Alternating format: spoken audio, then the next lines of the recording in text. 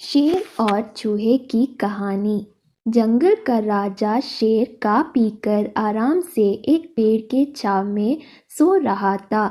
तभी कहीं से एक नटखट चूहा वहां आ पहुंचा और खेलने लगा।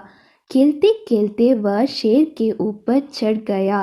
कभी वह शेर की पीठ पर दौड़ता तो कभी सिर पर चढ़ जाता। कभी वह उसके कान पर झूलता तो कभी पूंछ से खेलता। उसे बड़ा मजा आ रहा था और उसकी उछल कूद बढ़ती जा रही थी। नटखट चूहे की दमा चौकड़ी से शेर की नींद टूट गई। आंख खोलकर उसने देखा कि एक छोटा सा चूहा उसके ऊपर खेल रहा है। उसे बहुत गुस्सा आया और उसने चूहे को अपने पंजे में दबोच लिया। शेर के पंजे में आते ही चूहे डर गया और तर तर कांपने लगा। शेर बोला, बदमाश चूहे, तेरी इतनी हिम्मत कि तू जंगल के राजा शेर की नींद में कल्लल डाले। अब तेरी खैर नहीं, मरने के लिए तैयार हो जाओ। अब मैं तुझे मारकर खा जाऊंगा। मौत सामने देख चूहे गिड़गिड़ाने लगा। वनराज, मुझे क्षमा कर दे, मुझसे बहुत बड़ी भूल हो गई।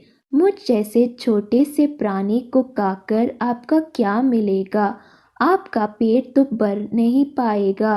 कृपा करें मुझे छोड़ दीजिए। अवसर आने पर मैं अवश्य आपके काम आऊँगा। चूहे के बात सुनकर शेर हंसने लगा और बोला, मैं जंगल का राजा हूँ। मुझसे बलशाली इस पूरे जंगल में कोई नहीं। तू छोटा सा चूहा मेरे क्या काम आएगा? लेकिन फिर भी मैं दया करके तुझे प्राणदान देता हूँ। मेरे नज़र से दूर हो जाओ और अंदाज कभी मेरे नींद में कल्लल मत डालना। चूहा धन्यवाद कहकर वहां से चला गया। कुछ दिन बीते।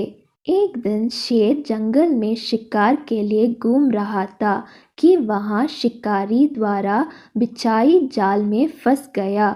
उसने बहुत प्रयत्न की किंतु जाल से बाहर नहीं आ पाया। वह मदद के लिए दहड़ाने लगा।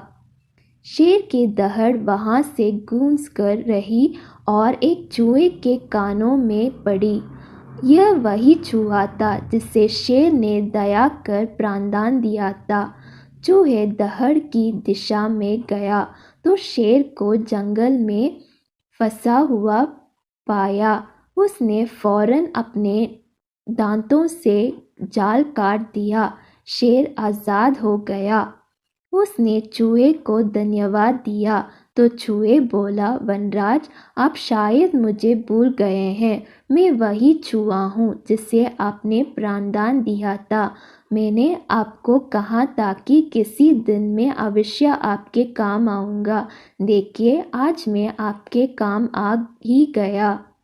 शेर को वह दिन याद आ गया और उस दिन की अपनी सोच पर बहुत पछतावा हुआ कि जिस चूहे को उसने तुच्छ समझा था, उसी की सहायता से वह शिकारी से बच पाया है।